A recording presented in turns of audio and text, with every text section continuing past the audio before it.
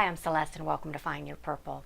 I think I mentioned before that a pastor had mentioned to read about some men that were strong in the Christian faith, like Finney and Wesley and Wigglesworth and Booth and George Muller.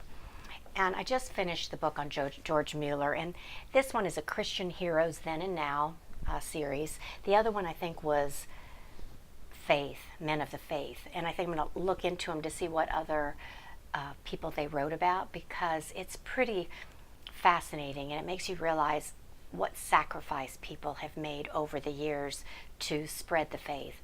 But George Muller, this one again is Christian Heroes Then and Now. He started the orphanages in Great Britain, and he did it all based on faith. He wouldn't ask for anything. He wouldn't ask for money. He wouldn't tell people what he needed. He prayed to God and trusted that God would cover his needs.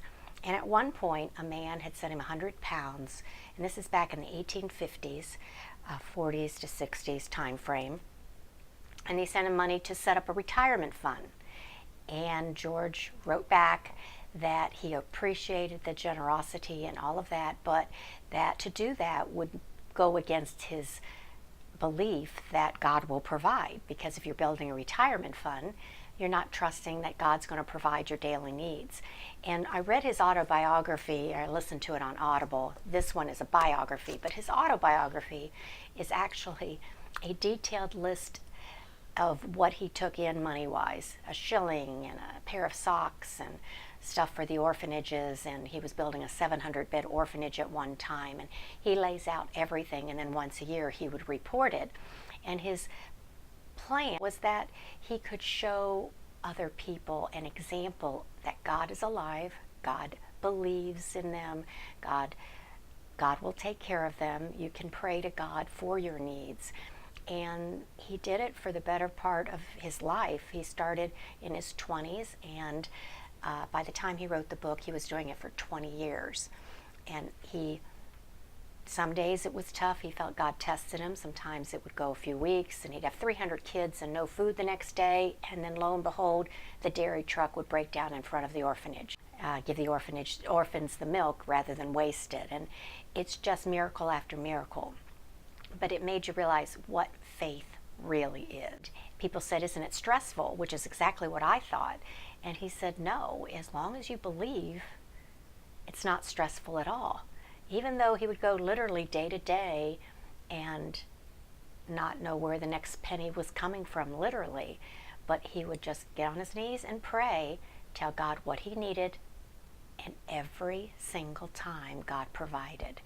And again, he built a 300-bed orphanage, a 200-bed orphanage, and a 700-bed orphanage.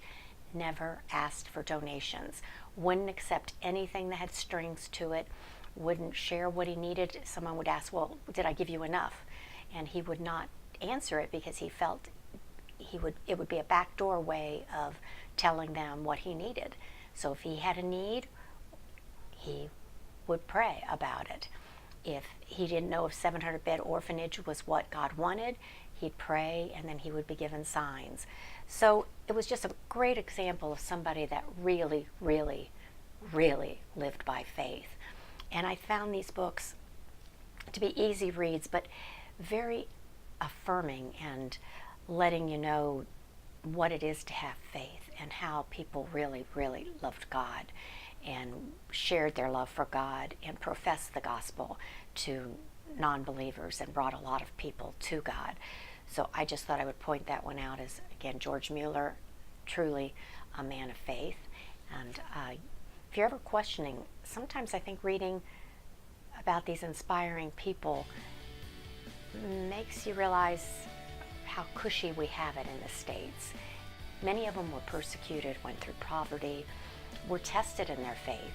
And while I don't want to do any of those things, reading about people who did it and in spite of it still loved God with all their hearts was very inspiring.